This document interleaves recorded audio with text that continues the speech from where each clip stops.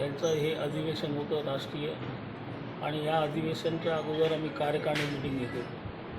अधिवेशन आम्ही दादा वारल्यामुळे आम्ही ते रद्द केलं आणि कार्यकारिणीमध्ये परिवर्तन करून या कार्यकारिणीमध्ये आम्ही 7 ठराव केले आणि त्या ठरावाला घेऊन आम्ही दादांना श्रद्धांजली वाहिली. त्या ठरावामध्ये हे सगळे कार्यक्रम आज आम्ही एक कार्यकारिणी छोटेखानी लावून महाराष्ट्र आणि देशचे आमचे सगळे पदाधिकारी आले होते.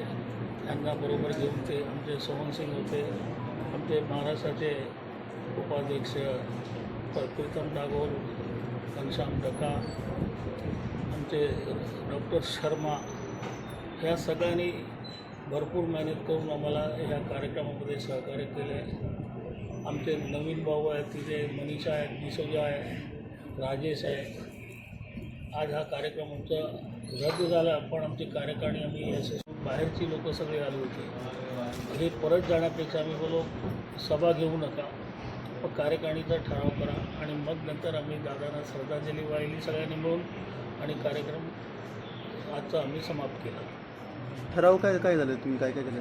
ठराव आम्ही केलं. ठरावामध्ये ऑल इंडियाचे सर्व जिल्हा प्रदेश प्रमुख यांनी दरवर्षी एक जाहीर सभा लावायची.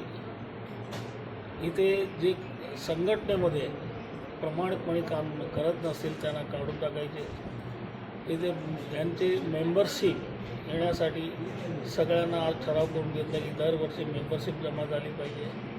आणि नवीन सभासद सगळे जे झाले आमच्याकडे, उपाध्यक्ष, कार्याध्यक्ष, हे सगळे नवीन निवडणूक केली, त्याचं पण आम्ही ठरावामध्ये मंजुरी घेतली. आणि आज जे कार्यक्रम पुढचं करण्यासाठी आम्ही नक्की केलं आहे की ह्या दीड महिन्यामध्ये सन्माननीय मुख्यमंत्री देवेंद्र फडणवीस साहेब यांच्या नेतृत्वाखाली एक मोठी जाहीर सभा आम्ही शर्मुकानंद हॉलमध्ये घेण्याचं निश्चित केलं आहे. त्यासाठी आमचे नागपूरचे सर्व पदाधिकारी यांनी जबाबदारी घेतलेली आहे देवेंद्र फडणवीस साहेबांना आणण्यासाठी. आणि ते आल्यानंतर जे महाराष्ट्रामध्ये आमचे महत्त्वाचे प्रश्न आहे, त्यात मुंबईमध्ये 9,000 घरं खाली पडलेली आहे सफाई कामगाराची 2008पासून. ती घरं ताबडतोब सफाई कामगारांना गेली पाहिजे, ही आमची मागणी राहणार. आणि बाकीची घरं तुम्ही टप्प्याटप्प्याने आम्हाला द्या, पण ही 9,000 घरं पहिले देण्यात येईल. कॉन्ट्रॅक्ट बघाव, सफाई कामगार बचाव.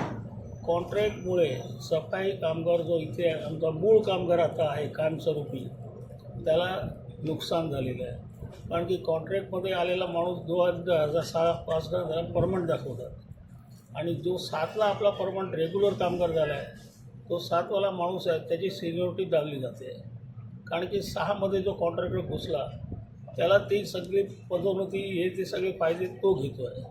मग जो सच्चा कामगार आहे त्यांच्यावर अन्याय होतो. म्हणून त्या कॉन्ट्रॅक्ट जितके घेतले 14,000 कॉन्ट्रॅक्ट, या कॉन्ट्रॅक्टवाल्यांची SIT इन्क्वायरी लावा.